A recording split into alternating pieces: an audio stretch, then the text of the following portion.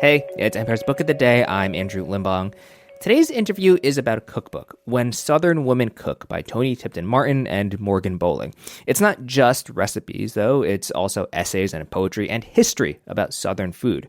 And I noticed something when listening to this interview between the two authors and Here and Now's Robin Young. And it's that Tipton-Martin and Bolling are very careful about crediting people when possible. They're very aware that recipes and food traditions don't just come out of nowhere. Someone has to make them. Very often it's women, and very often their contributions are lost to the sands of time. This was taped just before Thanksgiving, but it's pretty useful for any holiday cooking you've got coming up. So come for the historical analysis of cooking, but stay for the bit about forever slaw. That interview's up after this. All this year, NPR traveled the country, hearing from voters not just about the issues, but about their hopes for the country's future. We should be able to disagree with each other without bullying each other into submission. And what it means to be a part of a democracy. Invest in coverage that moves us forward together by giving today at donate.npr.org. If you cook or eat or are interested in history, geography, sociology, literature, anthropology, have we got a book for you. When Southern Women Cook is packed with America's Test Kitchen-approved recipes, so yes, it's a cookbook, but it's also an elegant and powerful homage to the American South and Southern women, Black, white, indigenous, immigrant. It's about the food that empowered them to become activists and leaders shaping the region's history. When Southern Women Cook is the work of two women here in the studio with lifelong ties to Southern food. Cook's country editor-in-chief Toni Tipton-Martin, author of several books celebrating African-American cookbook history, a 3-time James Beard Book Award winner. Hi, Toni. Hi. Hi. And we're also welcoming into our studio Morgan Bolling, born and raised in North Carolina. She's executive editor of creative content for Cook's Country, as well as a chef and food historian. Morgan, welcome to you as well.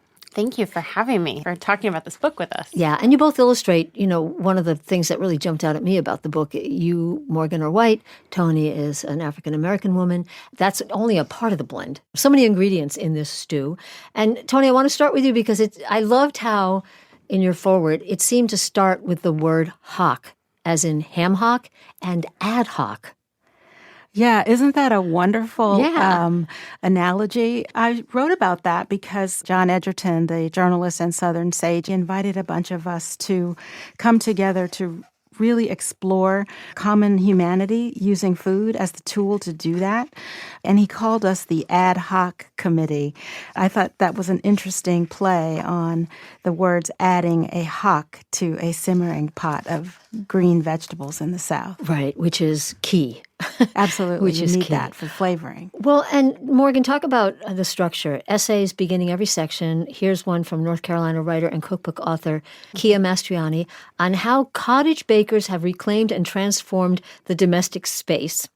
And one by African-American food author Psyche Williams-Forson on Southern fried foods and legacies worth knowing. Talking about the structure of the book, it's 14 chapters. Each opens with an essay from either a historian or author or chef. And then, of course, there are the delicious recipes. And each begins with a little head note that gives a little more context for the history. And then often within them, mixed within them, are either little backstories or colorful tales or on occasion poem.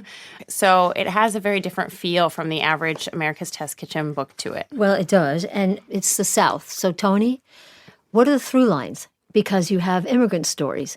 You have different kinds of approaches to food. But is there something where you can overall say that's South? Well, we wanted to be clear about what the boundaries of the South are. Physical boundaries of the South, meaning as far north as the Mason-Dixon line and as far west as the center of Texas. But we also were aware that this is a nation of immigrants. And within that, we all brought our foodways with us. It has been striking for some people to see that we have so many immigrant stories in this book, but the reality is that people have been migrating and coming and going to this region and throughout the U.S. from the beginning. From the very beginning. And I'm going to go to the buttermilk coleslaw, page 124, and historians are tracing it to the Dutch. Cool, meaning cabbage, and slaw, meaning salad. But then the essay that precedes this recipe goes on to explain that in the South there's something called permanent slaw. Morgan, tell me more. Permanent slaw is this concept that you can find in the South of people would keep a permanent amount of coleslaw in their fridge, and you kind of just keep adding and taking from it. And that's definitely like a concept in the South. We thought about trying to add that as a recipe in the book, but we were like, how on earth would we write that recipe? So we do have 2 or 3 coleslaws total in this book otherwise. Well, I just love that notion. I'm a slaw fan myself. And with Thanksgiving coming, a lot of these, especially going to resonate. We talked about ham hocks. Let's go to the Hoppin' John on page 162. And on this page is a story about Emily Meggett, who's passed, but tell us about, again, the story and the food. Well, Emily Meggett is an iconic woman from Edisto Island in the Carolinas, and she instructed us on the process of using a fresh ham hock. Most of the time when we think about making a pot of beans or a rich pot of green vegetables, we think about a smoked piece of meat. And I had been keen to interview her and spend time with her after years of hearing about her. I had understood that there was a woman in the region who was well known for her red rice and other rice dishes. But once we learned that she was the very woman that I've been hearing about, I couldn't wait to get to that region. And we had an amazing time cooking with her in her kitchen. And her recipe collection went on to be a New York Times bestseller, which speaks so loudly of the interest that people have today in learning more and more about the nooks and crannies and corners of this country. I love that a woman's red rice could draw you, to her door. And stupid question here, what's red rice? So red rice is a Sea Islands Gullah Geechee specialty. It's familiar to many people as the basis for things like jambalaya. Mm-hmm. It begins with a type of a rice pilaf where you saute the rice grains in order to get them surrounded by fat so that they remain fluffy. But then on top of that, the cooks add a copious amount of either tomato sauce, tomato paste. That's the red. So it's become the basis of many other dishes, but it descends from a West African dish, which is jollof rice. Okay. From Lafayette, Louisiana, you have the stuffed turkey wings, and then 8 different kinds of fried chicken, including a North Carolina dip chicken, glistening with hot sauce, another called chicken fried chicken, smothered with gravy.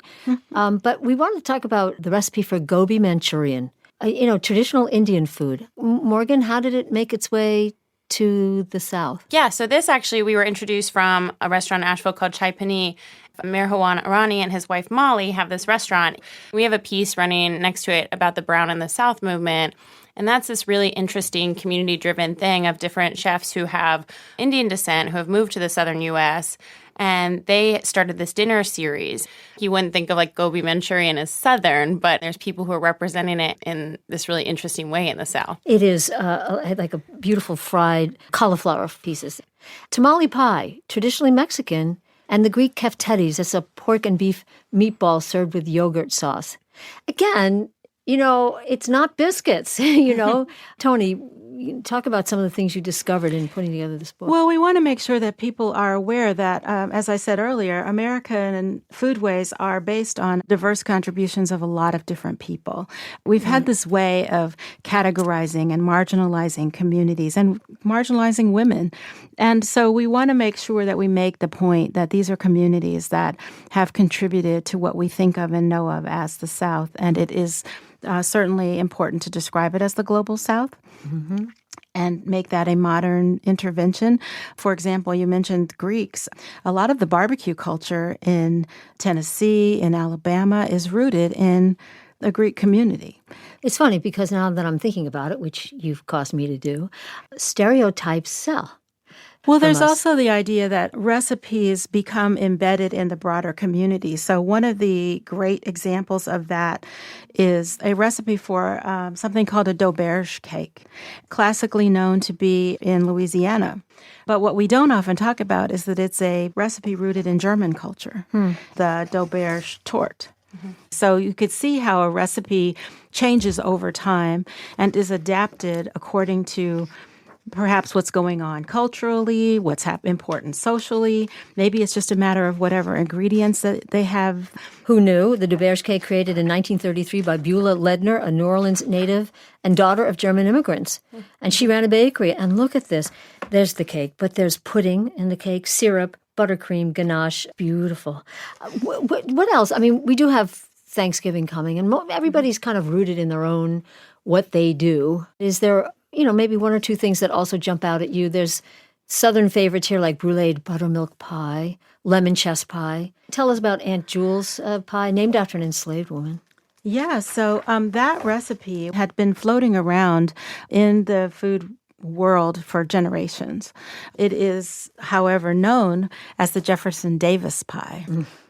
One would describe it as a chess pie or a pecan pie. Meaning, explain what Meaning it's got a very light custard, very sweet.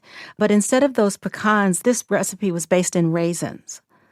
At the time that it was created, raisins were very precious. And so that dish would have had high status. So it turns out that the name originated with a woman in Missouri who had a party.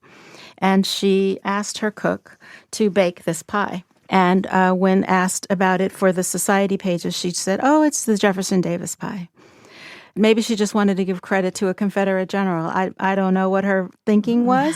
But finally, we're able to give credit now. We know the name of the cook. And her name was Aunt Jule. And so we thought it was important to restore that recipe to its rightful owner. And in addition, we invited a activist baker in the Virginia area, Arlie Bell, to adapt that recipe for more modern tastes. We were thrilled to have it receive new life, not only through the story, but also as a dish that one would be proud to have on their Thanksgiving table with the pecan pie or in lieu of it. Yeah. Well, it is in this phone book of a cookbook, and I say phone book, and half the audience has no idea what I'm talking about, but it's just this wonderful, rich, deep book, When Southern Women Cook, from Toni Tipton-Martin, editor-in-chief at Cook's Country Magazine, Morgan Bolling, executive editor of the magazine. It's just beautiful, and I love that last story. We toast Aunt Jule at Thanksgiving. Thank you both so much. Thank you for having us. Yeah, thank you so much for having us.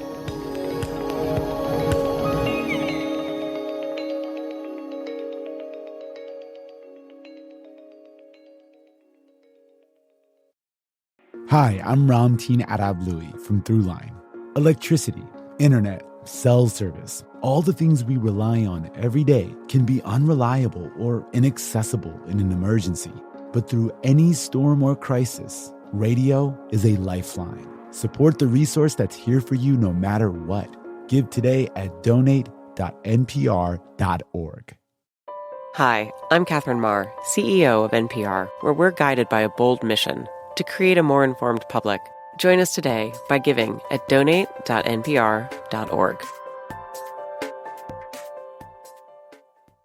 Ho, ho, ho! Santa here, coming to you from the North Pole, where the elves in our podcast division have just completed work on this season's best gift for public radio lovers, NPR Plus. Give the gift of sponsored free listening and even bonus episodes from your favorite NPR podcasts, all while supporting public media. Learn more at plus.npr.org.